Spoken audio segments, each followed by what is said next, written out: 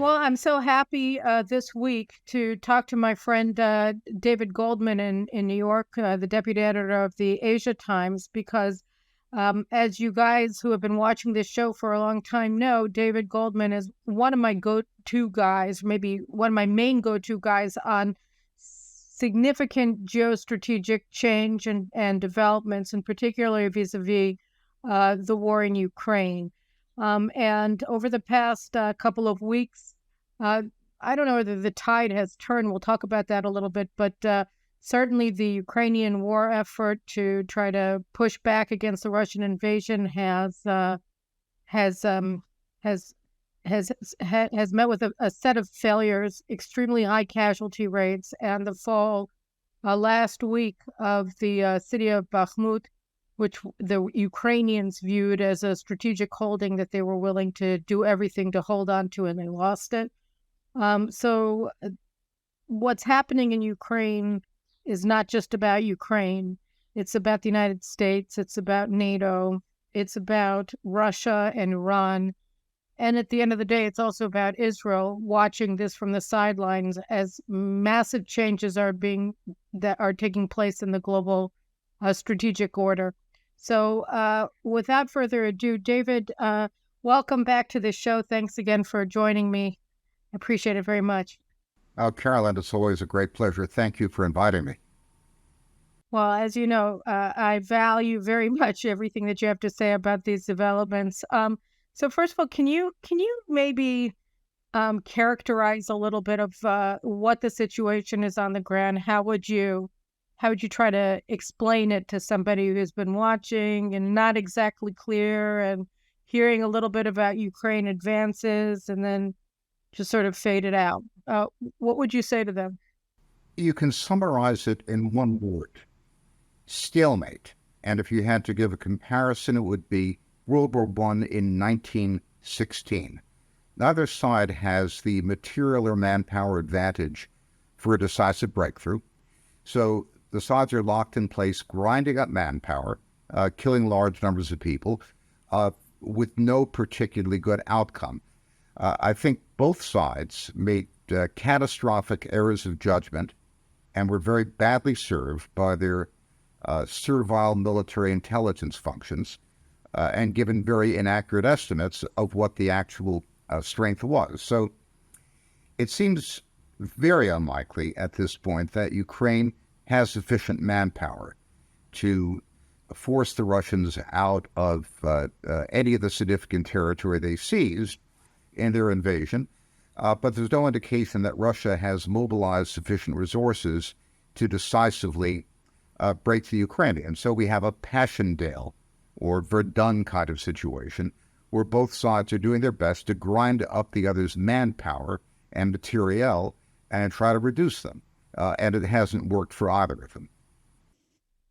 So, on the other hand, Ukrainian casualties are very, very high. I saw one estimate, I think, in the Washington Post that said that Ukraine has lost 120,000 soldiers, and that you can look from the beginning of the Russian invasion of the war last February, that they lost 10,000 in the Battle of Bakhmut. And Russia, which may or may not have had similar casualty levels or higher ones, has a much larger population to rely on. So when you reach a stalemate like this, it's better for Russia, it would seem, than it is for Ukraine, not to mention the fact that the war is largely being played out on Ukrainian territory and devastating it. All things being equal, the power with a larger population is going to win a war of attrition as a matter of arithmetic. The best estimates I can get of Ukrainian casualties in the Battle of Bakhmut alone are 15,000 killed in action and 40,000 wounded. So effectively, 45,000 irretrievable casualties, serious wounds, or dead in action. And most alarming from the standpoint of Ukraine's position is that in order to make the propaganda point about Bakhmut, because Bakhmut really only had propaganda, not strategic value, the Ukrainians threw in a lot of their best units. Those are the ones supposedly being reserved for the much ballyhooed offensive against Russia, estimated at between 9 and 12 battalions trained in Britain, Germany, and other United States and other NATO countries. So they've lost a considerable amount of their highly trained manpower. Ukraine has dragooned as many people as they can off the street. They've mobilized, by their own estimates, close to 1 million men. But simply throwing people into a uniform and giving them a weapon and sending them to the front lines has no military value unless you have the right kind of equipment and the right kind of coordination among artillery, armor, air, and so forth. Meanwhile, I think it's generally recognized, although of course the actual numbers may not be known. If they're known, they're classified. The Ukrainians are running out of many kinds of critical equipment, particularly air defense. So they only had a certain number of leftover surface-to-air missiles from their old Warsaw Pact systems. And the Russians have systematically tried to degrade that by throwing cheap Iranian drones in their direction. They've been having some serious drone attacks, I saw, and maybe missiles, I'm not sure, but over the past 2 days on Kiev, and that seems to also have caused significant damage on the Ukrainian part. They say that they've shot down a lot of the drones, but they seem to be... If you have modern surface-to-air missiles, those drones are pretty easy to shoot down, but the missiles cost hundreds of thousands of dollars. In the case of Patriots, they cost $4 million apiece. So if you're using surface-to-air missiles, which cost 10 to 50 times as much as the drones, it's a pretty good trade to sacrifice a lot of drones to degrade Ukraine's air capacity. A number of Western analysts have said the reason we absolutely have to get F-16s into the hands of the Ukrainians as quickly as possible is because they're going to run out of surface-to-air missiles very soon, and their air defense will be degraded. And we have observed much more effective Russian use of air resources. As long as the Ukrainians had a lot of surface-to-air missiles, the Russians were very cautious about putting their combat aircraft in range of the Ukrainian air defense. So most of the attacks from Russian aircraft were in long-range standoff missiles fired over Russian territory into Ukraine. Now we're seeing raids directly into Ukraine, reportedly with considerable effect. And the F-16s... See, that's the other thing about the F-16s. I mean, I saw reports Zelensky was at the G7 last week or over the weekend, and when was it? Last week, and everybody was talking about the fact that in the summer they were going to be receiving the first F-16s, but those F-16s, according to our friend Stephen Bryan, I think you wrote in your paper in Asia Times that those F-16s are F-16As. They're the early versions of F-16, and they're not from the United States. They may be refurbished, but they're not advanced. And aside from that, Ukrainian pilots still have to be trained on the F-16. So they're going to be fighting seasoned Russian pilots, one would presume, with much more modern Sukhoi and fourth generation fighters. So, I mean, where do you see the implications of that? I think the F-16s are one more wonder weapon, Wunderwaffe, that the West has touted as the solution to the problem in Ukraine. Before that, we had HIMARS. There simply weren't enough of them. They didn't have enough ammunition to make a big difference. Before that, we had clever anti-tank missiles, which turned out... The Javelins.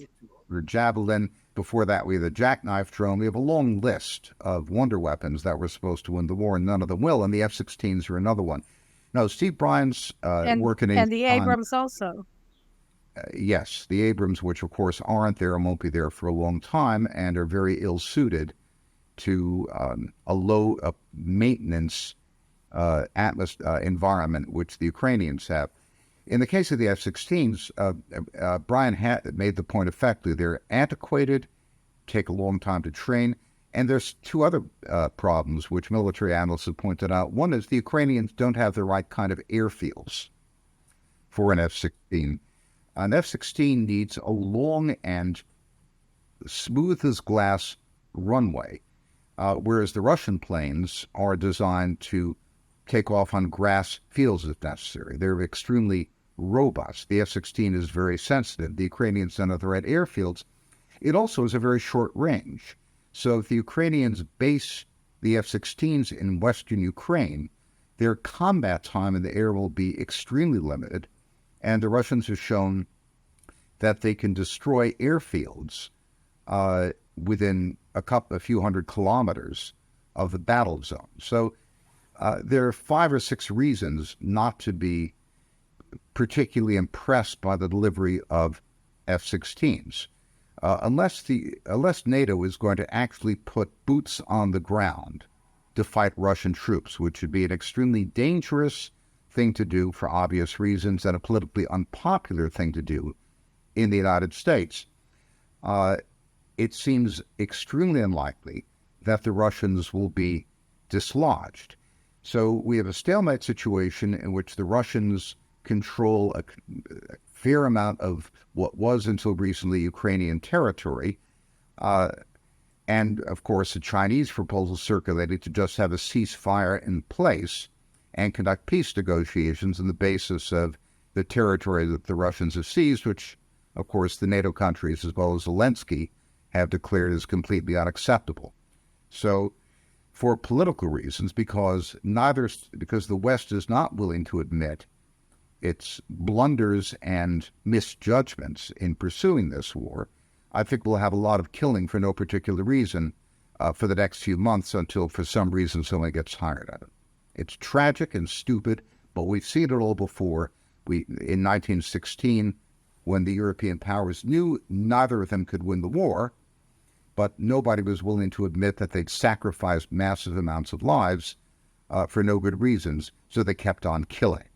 Difference, of course, World War One, of course, just morphed into World War II in short order, and 20 years later, and I think that the time span for things morphing into new things is probably collapsed in our rapidly moving environment. And so, one of the things that people were warning about at the outset of the Russian invasion, and the reason that it was so imperative to push Russia back and not accept any ceasefire, was because of the threat that Russian-controlled Ukraine poses to NATO and EU member states like, first and foremost, Poland. And Poland, of course, has been extremely active in supporting the Ukrainians since the Russian invasion. And Caroline, how do you? Mm-hmm. A senior German military intelligence officer told Asia Times that if Putin loaded up one of these big Antonov transports with a division of paratroopers and landed them in Berlin, in Unter den Linden, there's nothing that the present Bundeswehr could do to push them out. Europe is virtually defenseless. I mean, Poland has an army which is more there for show than for fighting. The Germans could barely field a division at this point. They promised to spend another 100 billion euro on defense after Putin invaded Ukraine. They spent not €1 of that, and the Bundeswehr has actually lost manpower over the past year because nobody wants to bear arms in Germany. So, of course, the Europeans, given their vulnerability and their unwillingness to fight, hide behind the skirts of the United States, as supported American policy in NATO. But in terms of the rationale, I'm not a fan of Henry Kissinger, but Kissinger said in an interview with The Economist last week that it was the effort to bring Ukraine into NATO which provoked the Russian invasion. I think he's absolutely right. And Putin made clear why that was the case. One is that short-range missiles on the Ukrainian-Russian border could hit Moscow and get under Russia's extensive layered air defense. So that he considered strategically unacceptable. And of course, he wanted to protect people he considered Russian citizens in Donetsk and Luhansk, in the Donbass region of Ukraine, and of course, Crimea. I think future historians well may conclude that the Biden administration, with support from London, provoked the Ukraine war with the expectation that the sanctions and various other Western military assistance would easily crush Russia and get Putin overthrown and get rid of this thorn in the side of the global democratic rules-based order, which the utopians in Washington have wanted to get rid of for a long time. They catastrophically misestimated. Russia's economy is doing very well. Totally. Remember, a year ago, Biden was saying we're going to reduce the size of the Russian economy by half. There's no worse economic estimate ever made in my lifetime. So the thing is, let's go to the economic things in a second, but I just want to go back to the implications of what's happening now on the Western alliance, on NATO, and on America's position in Europe. Because here you had this Russian invasion, and shortly after the calamitous U.S. Withdrawal / escape, fleeing from Afghanistan and handing the entire country and massive stores of U.S. Weapons to the Taliban. You had the Russian invasion of Ukraine. And America, under the Biden administration, presented this as and their support for Ukraine as proof that the United States is still in business, that it's still the dominant power, that it was going to be able to throw its weight around. Like you said, these sanctions alone were going to push Russia out of Ukraine because it was going to break their economy. And, we had a conversation very shortly after the invasion here on this show, you and I, and you already had foreseen the failure of those sanctions due to the depth of Russia's, I don't know what you would call it, its commodities markets and its very essential things that it exports to the world, including of course energy exports, but not only, and the implications also of taking Ukraine's breadbasket offline for the global south, for Egypt, for other countries that had been benefiting from Ukrainian wheat and other imports. So you got it absolutely right. But now that we're in this situation, nearly a year and a half into this war, and the United States has been throwing good money after bad, after good, after bad, it's emptied out its ammunition stores in the United States, in Israel. It cannot keep up. I think Stephen Kotkin said that it was going to take the United States a decade to replenish the stores that it's used up in Ukraine over a 12-month period. It has not expanded its productive capacities significantly in order to withstand this kind of thing. Maybe the answer to my question is in the question itself. It just seems like this is such a horrific, catastrophic misadventure for the United States that the implications for America's standing globally and for NATO specifically are disastrous. And I mean, you don't have to just give me a yes or no answer. I'd be happy if you could explain.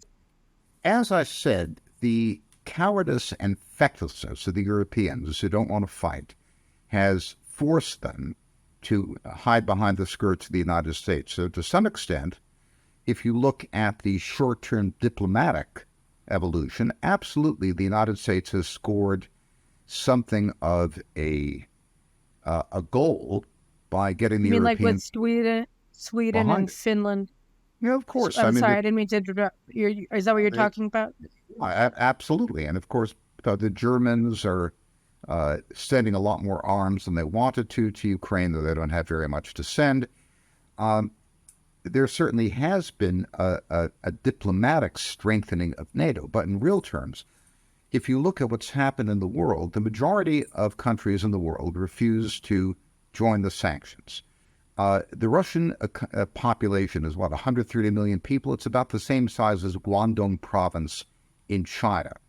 And China, particularly in a weak world trade environment, has vast amounts of spare capacity to export to Russia. There's absolutely no shortage of consumer goods. It's simply the Russians are buying Chinese cars instead of European cars. Partly as a result of that, China in April became the world's largest automobile exporter, surpassing Japan. The Indians, who were supposedly going to be our strategic partner in the Quad, have now become Russia's largest market for oil exports. Central Asia is lining up behind China. Xi Jinping earlier this month held a summit with the presidents of the five former Soviet Central Asian republics, and they're building pipelines, railroads, and so forth, which is a major strategic realignment of Russia and China, and also a way of the Chinese making themselves less vulnerable to the American Navy in any prospective future conflict. India, China, the Gulf states, Brazil, and others are now using alternative currency arrangements to finance trade, even though they're cumbersome and expensive, because a great deal of the world wants to get out from under the threat of the American government seizing reserves or interdicting trade or forcing people out of the dollar-based payment system. So we've created the infrastructure for an alternative non-dollar monetary system in response to this. These are all enormous long-term strategic losses.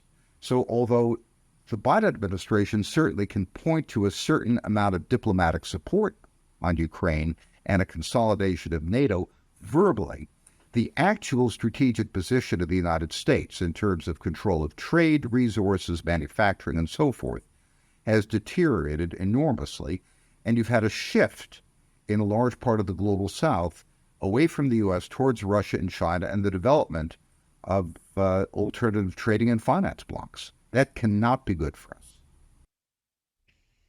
So, do you think that the short-term diplomatic gains immunize the administration not only from criticism but also from the need to reassess what they're doing?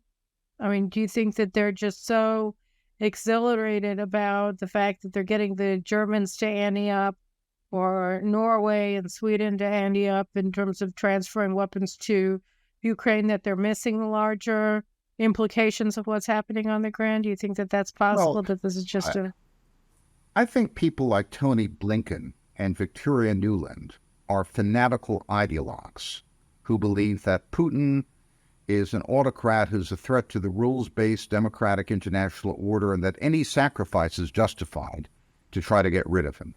But apart from the fanatics, there are people who actually take polls and run focus groups and ask the American public what they think. And all the indications are that the Biden administration does not have a blank check from the American public. There was a Brookings Institute poll released a couple of weeks ago, which found that Americans were not willing to pursue a prolonged war against Russia. They didn't think it was worth this thing going on for years. The headline was "Americans Show War Worthiness." So the Ukraine war is certainly becoming a political liability, particularly in the context of a very bitter negotiation over the federal budget. When you start cutting programs that a lot of people like, and then you look at $100 billion of aid for Ukraine, people think twice about that, even inside Biden's party. So I think the Biden administration has expended a lot of political capital. It's spent like political capital like a drunken sailor. It's gotten something for its money. But but not as much as it hoped. And politically, in the medium term, it's extremely vulnerable on this count. I actually was shocked because as soon as I saw that Beijing was trying to put out a ceasefire offer, I think I posted a tweet that said, look, if the United States accepts this, it's the end of NATO. I mean, if the Chinese come in and start settling Europe's wars instead of the United States, that's curtains. And then I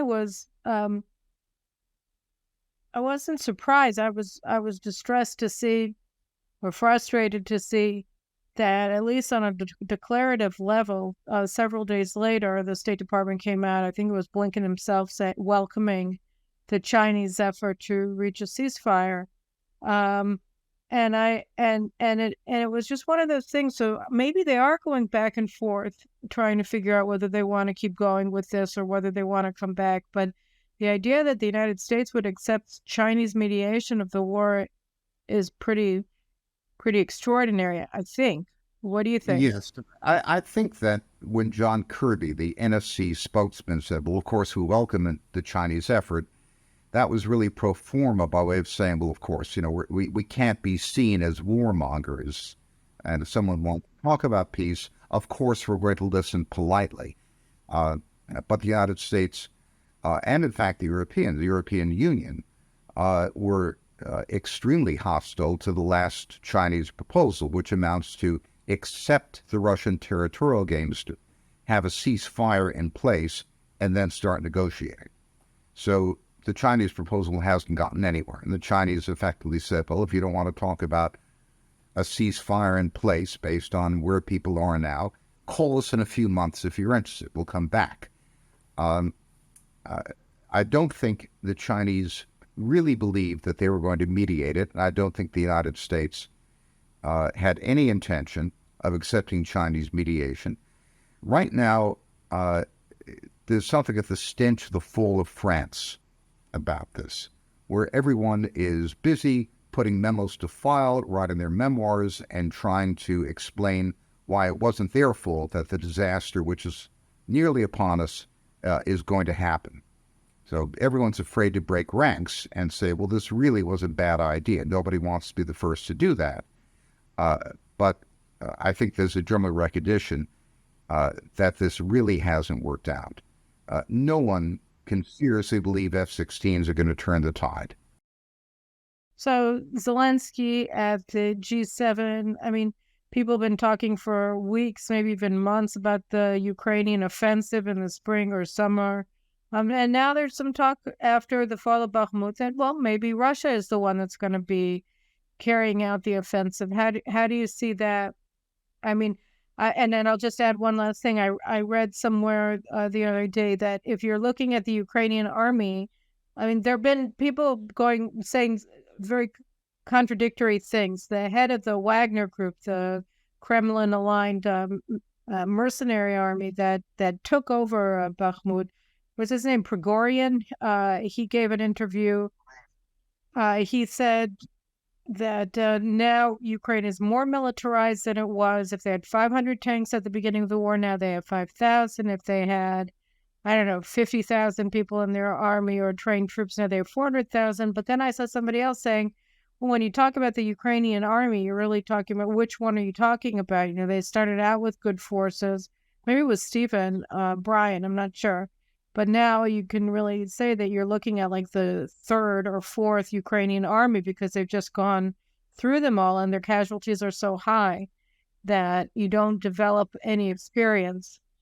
The best sources I know, like American defense analysts who've been embedded with Ukrainian forces, have been observing on the ground almost since the beginning of the war, tell me that the Ukrainian army that NATO trained between 2014 and 2022 is dead. They're effectively all killed, literally dead. They're training a new army as fast as they can, but it's hard to train them that fast. And of course, the amount of tanks they've been able to get from NATO is pathetically small. Now, we had, when in World War II, there were battles with 5,000 tanks. Now, it's a big deal to get, 10 or 12 Challenger tanks out of England and 20 Leopards out of Germany. These are And a tiny. battalion, right? And And a if you have, battalion of Abrams. if you have any kind of decent air cover, you can pick those off extremely quickly. The key thing for the Ukrainians is they don't really have much of an air force, and their air defense is being degraded. The Russians are gradually using what it remains an enormous air force, which they've been very cautious about deploying. They're now deploying it more heavily. So, although we really don't know the details, and I'm cautious about any estimates, I would be extremely surprised if Ukraine were able to launch any significant offensive any time in the next several months.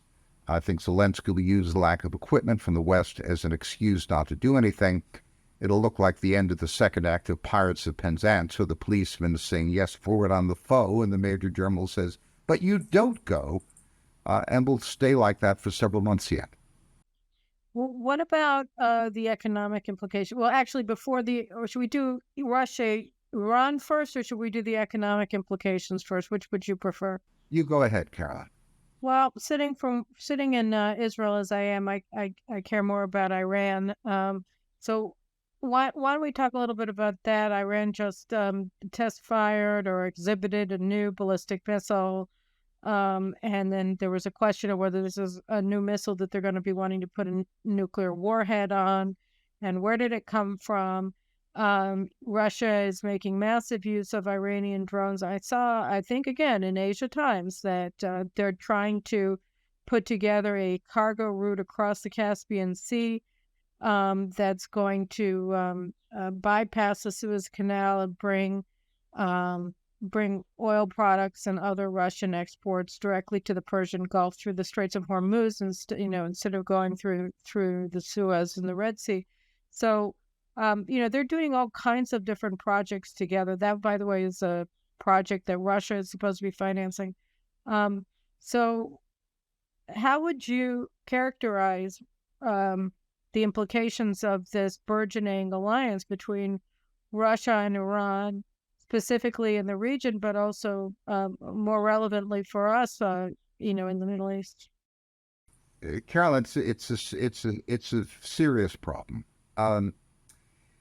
In 2008, I wrote an essay in Asia Times entitled "Americans Play Monopoly, Russians Play Chess," and my conclusion is we had a choice. If we try to push Russia into a corner, we could expect a Russian-Iranian alliance, which would be bad for everybody, and of course very bad indeed for Israel.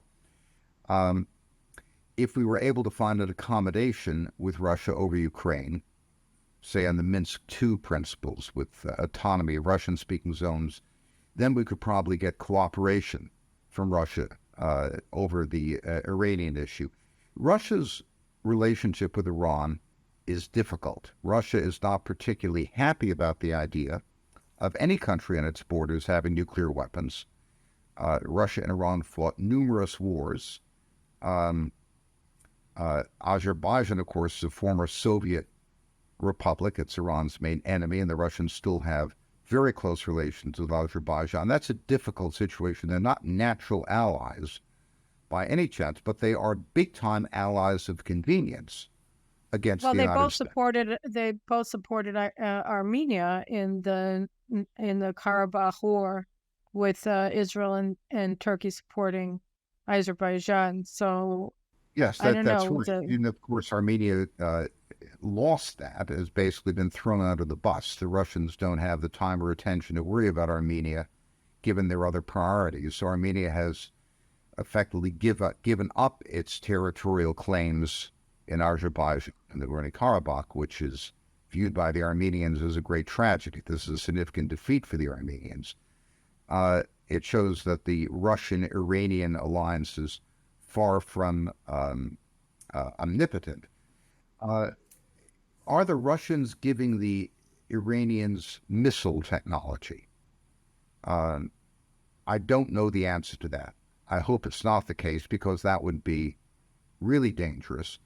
If there's simply a limited agreement between Russia and Iran, where the Russians are licensing their technology or buying a ton of drones, it's a limited problem.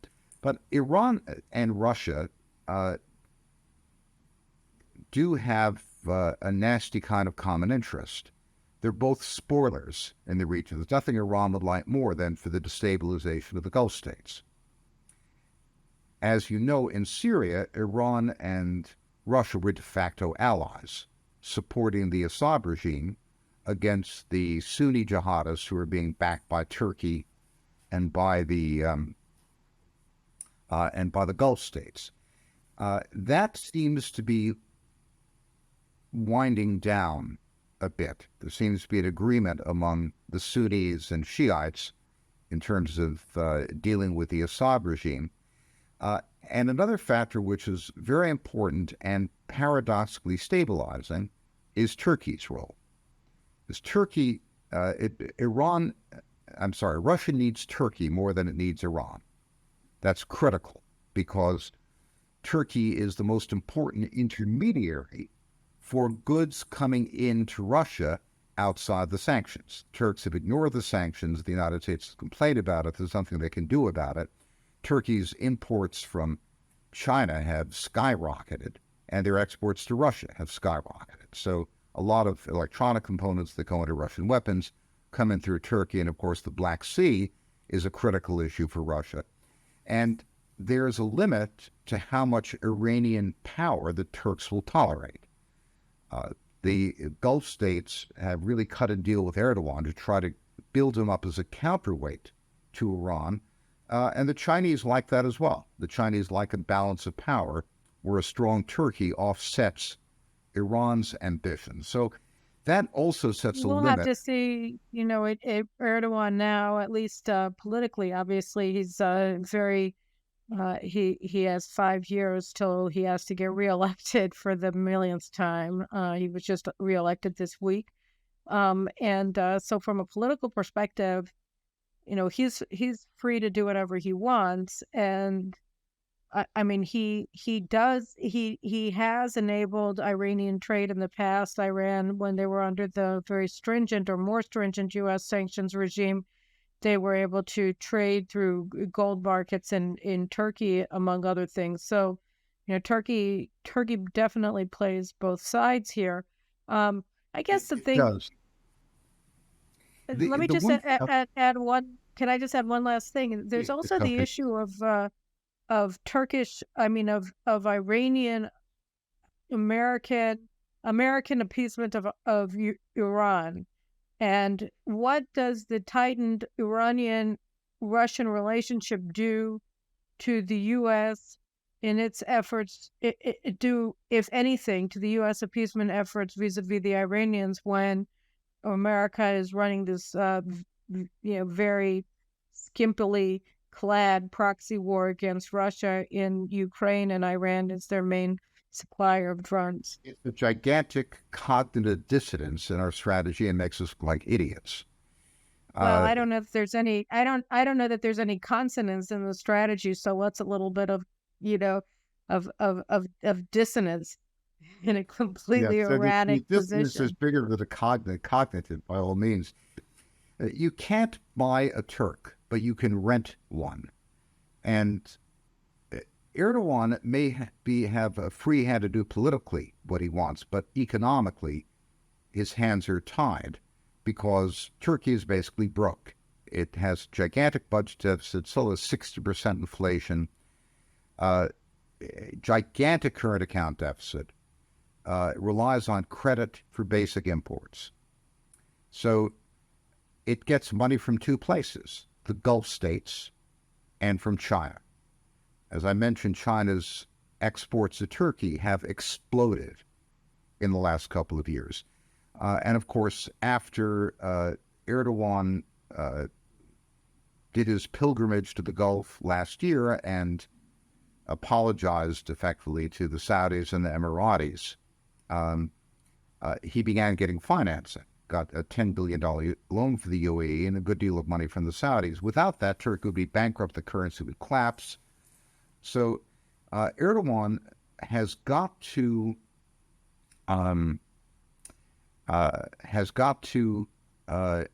work within the limits prescribed by the people who are feeding him. And I think that makes Turkey a less destabilizing influence than it has in the past. Turkey's basically being offered the chance to be the strongest nation state, strongest military power in Western Asia, as long as it gives up its pathological neo-Ottoman imperial ambitions. And although Erdogan, in his heart of hearts, wants to be a new caliph in the region, I think he has to content himself for the next several years in acting like a national leader. So that does set a limit on what Iran can do. But we don't know the details of what Iran and Russia are doing, and it would be gravely concerning if Russian missile technology were making its way to Iran. The Chinese certainly don't want Iran to be starting wars in the region. I think that. So if I were just to sum up, then you don't seem to think that I don't want to put words in your mouth, but from an Israeli perspective and from a Saudi perspective, you're not, you don't view with necessary alarm the acceleration of Russian-Iranian cooperation? I'm extremely concerned about it, but there are countervailing factors which are hard to assess. So, for example, the fact that the Chinese mediated a restoration of diplomatic relations between Iran and Saudi Arabia is by itself a stabilizing force. Would I trust the Iranians to respect that agreement? Not for a heartbeat.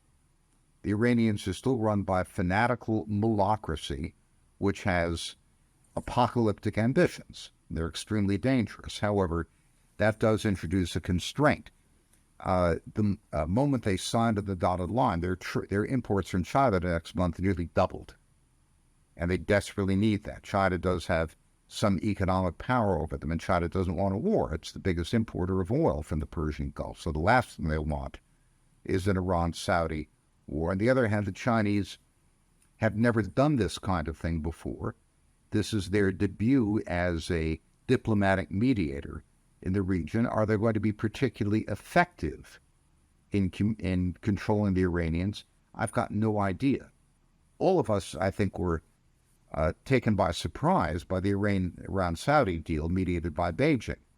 It's a new situation. Of course, then you also had the Saudi-Syrian deal that was supposedly mediated by Russia, right? Absolutely. These are all of a piece. This is an attempt by China and Russia to become the diplomatic arbiters of the region and eliminate distracting little wars so they can concentrate on the big picture. For China, the big picture is get all the resources, food, energy, you name it, they can from Russia, integrate the Eurasian continent under Chinese domination, absorb the Russian economy, absorb its skilled manpower, and create a Eurasian bloc that basically can make Western Europe an offer it can't refuse. It seems to be doing that, by the way, also. I mean, you had Macron meeting with Xi Jinping a couple of weeks ago, and there seems to be some erosion in Europe's willingness to stand with the United States on the chips and on, the 5G, et cetera, et cetera. So, I mean, I think that China is making significant inroads with Europe now as well, that maybe they didn't have before, before Biden. The Europeans want to have it every way. They've got a very poor semiconductor industry. They realize they're being left behind. Japan has really signed on to the American program completely, perhaps even more aggressively. Japanese really don't like the idea of the rise of China. So they're making really significant investments in semiconductors, and they used to dominate the semiconductor industry. So inherently, they've got much more capability than the Europeans, and the Europeans are looking at the possibility of being left behind. They have all kinds of reactions to it. In the case of the Germans German auto companies are basically now more Chinese auto companies than they are German auto companies. Volkswagen sells more cars in China than they do in Germany. And because the Chinese dominate battery technology, the electric vehicle market is something that the Chinese really dominate, which leaves the Germans very dependent on it. The German industry does not want to get into a tangle with China. They feel they need China. On the other hand, let's just talk about that a second specifically, because this is really your forte, is the United States' loss of the technological edge in its great power competition with China, right? I mean, so, again, where do you see the collapse of America's position more brutally in Ukraine and Afghanistan, or in the technology field, or are they all related?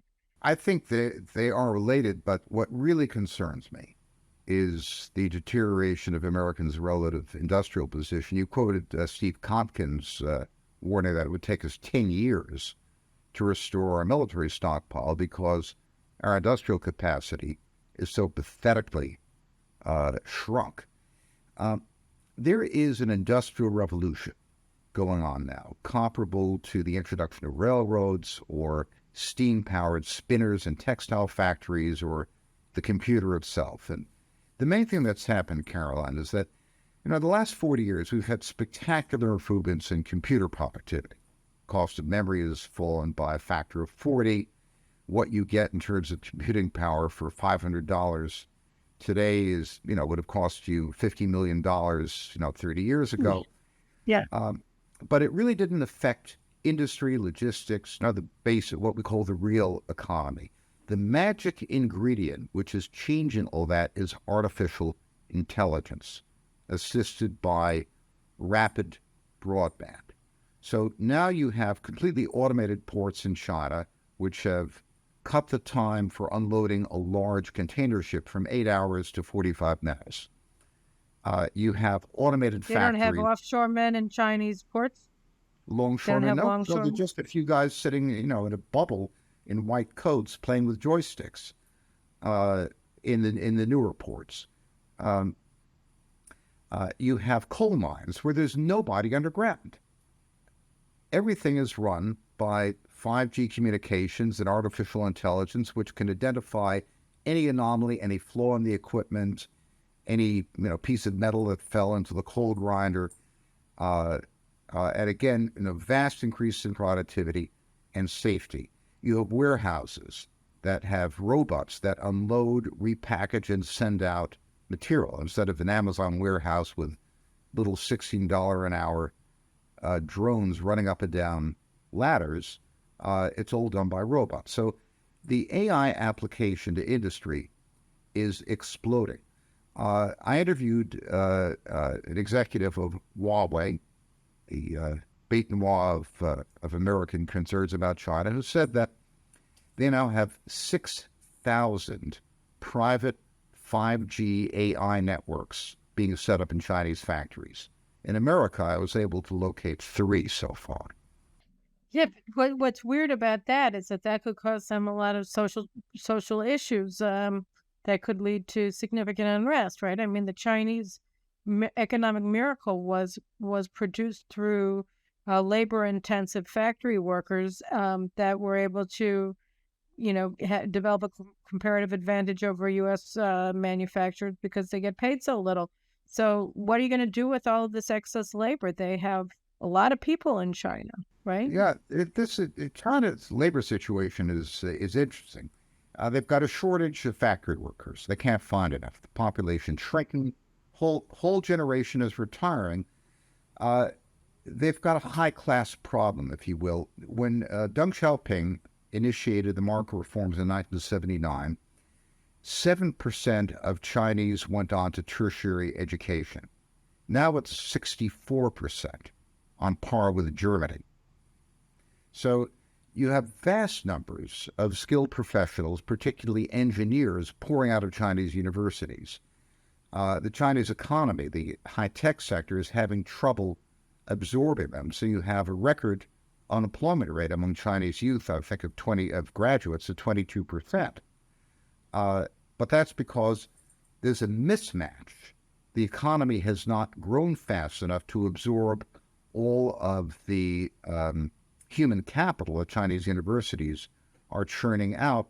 In the United States, we've got the opposite problem. When TSMC set up its factory in Arizona, they couldn't find enough American engineers. They had to bring in Taiwanese engineers at double pay to convince them to move to Arizona, which is one of the reasons chips from TSMC in Arizona will cost us 30% more than chips that we buy from TSMC produced in Taiwan. So the Chinese are in a gigantic transition. Their population's aging rapidly. The burden of support of the aging population will be unsupportable unless they get a huge increment in productivity. They bet the farm on the so-called fourth industrial revolution technologies, the AI applications to industry, transport, and so forth. And they've made some remarkable progress in individual areas. It's very hard to assess the extent to which, at a global level, that progress will be sufficient to counteract their demographic problems.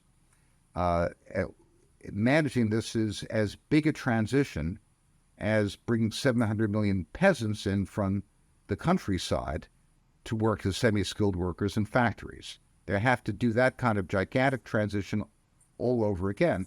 There are a lot of frictions, a lot of successes, and it's very hard to game the overall outcome. But So it does. Sorry, go ahead. When you look at Israel, and you look at America's other erstwhile allies in the Middle East, and they're looking at the rise of China in the region, the emergence of this alliance, or what, I don't know exactly what you would call it, an axis that includes China, Russia, and Iran, but certainly China and Russia are acting in concert with one another, and the United States is fading, largely through its own stupidity in terms of its lack of clear-sighted understanding of the pluses and minuses of various major strategic undertakings like the war in Ukraine. What would you be telling your Israelis to be looking at and thinking about moving forward? Well, I wrote an op-ed for the Times of Israel in January, in which is that Israel needs an independent China policy in the context of its American alliance. Israel is an American ally. It's unfortunate for Israel that the United States is losing rather than gaining power. As an American and friend of Israel, I would much rather see the opposite, but that's the reality. There's no way for Israel to be anything other than an American ally for the foreseeable future. It can't be a Chinese ally. China doesn't have allies. The concept doesn't even exist for China. And you wouldn't want to be a Chinese ally if they had such things.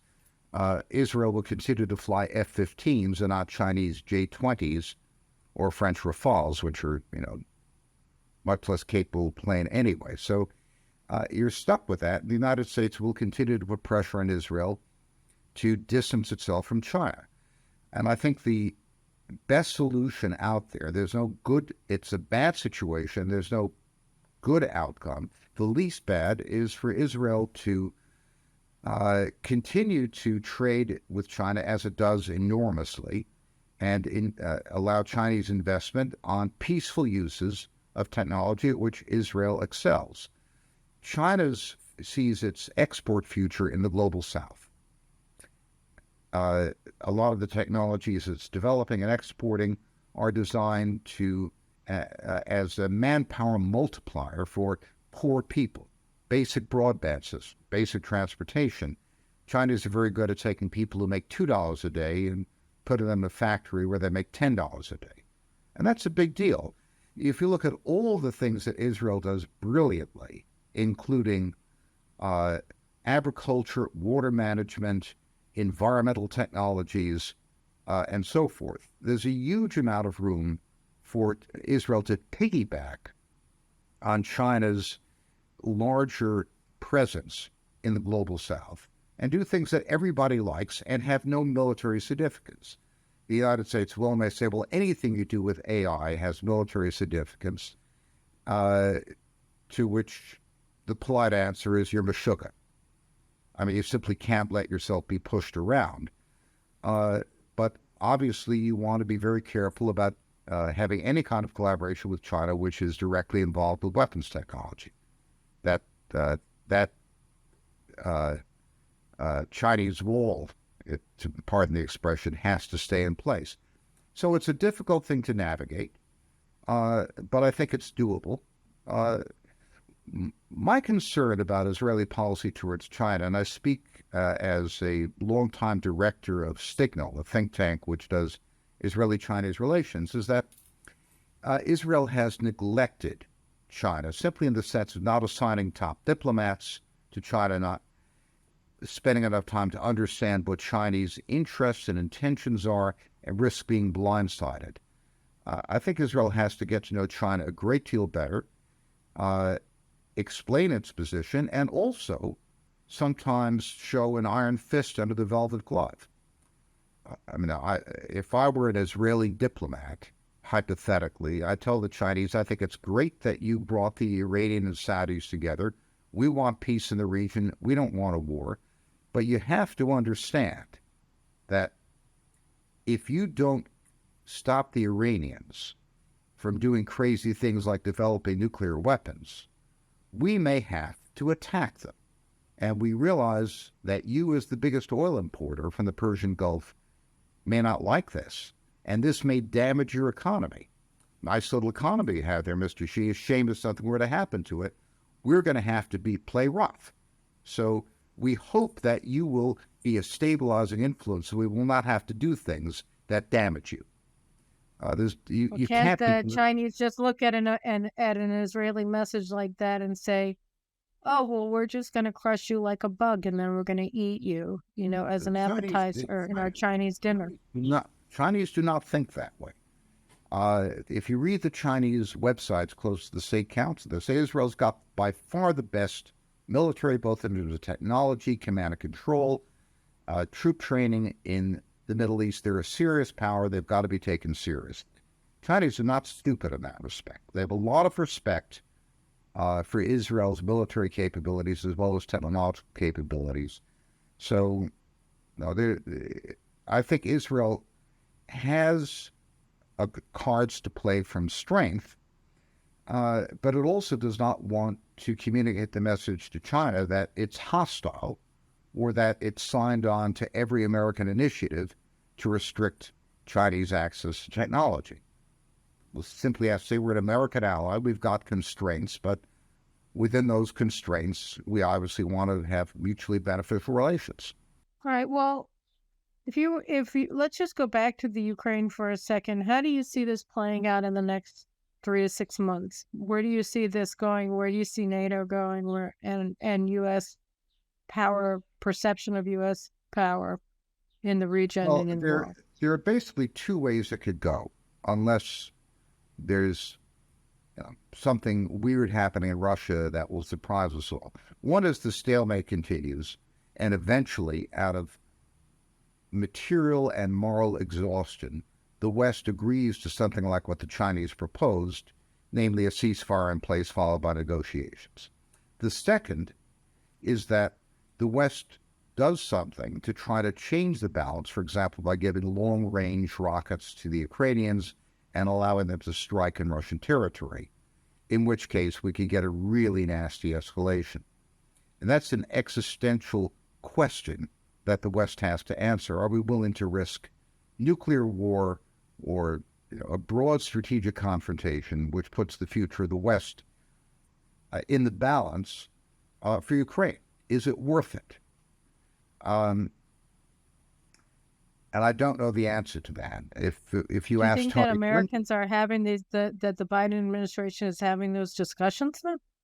Absolutely. I think if you ask Tony Blinken, he would say this is a war for the soul of the West, and it's worth risking everything. People like fanatics like Ann Applebaum will be cheering him on.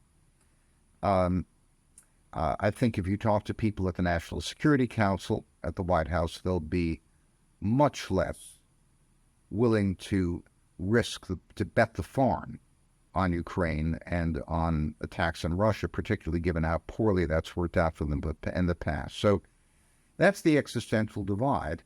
I can't predict what the result will be because we're dealing with a labile, capricious, incompetent, and overall bloody-minded administration in Washington, which has done nothing but get things wrong from the get-go.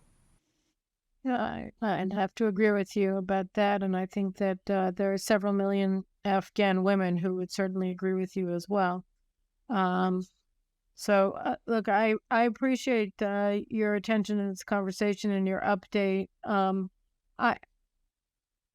It's hard to.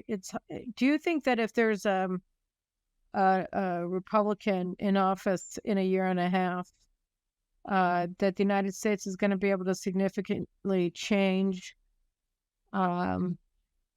its capacity to serve as a global superpower, given the other issues that it's dealing with, like the manufacturing incapacity and the technological gap that's expanding now with its adversaries? Well, I've been very active in advocacy for an American industrial policy.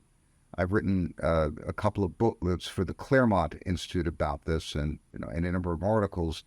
And I've talked to senior Republican leaders about this privately on many occasions.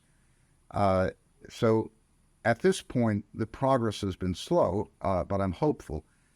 What I do believe, going back to the first part of your question, Caroline, is that if we do have a Republican administration, I think that we'll stop banging our head against the wall quite as violently as we have been. Donald Trump has been very vocal about the stupidity of the Ukraine war. Trump, I think, has many failings, but one of them is not wanting to entangle the United States in foreign adventures. He wants deals that are good for the United States, and he's not trying to overthrow Putin or export democracy or, create a utopian world order. I strongly believe that Governor DeSantis, were he to be the president, would move in a similar direction. That there were realists in the Republican Party, as opposed to the neocon Lindsey Graham wing of the party, would prevail. So yes, I think we saw light at the end of the tunnel in the case of Republican White House. Okay, well, I guess on that hopeful note, because I don't really see that much of a chance of the Biden administration after they've invested so much in the Ukraine policy that we're seeing play out now in places like Bakhmut. I don't think that they're going to be willing to fundamentally change course. I hope I'm wrong.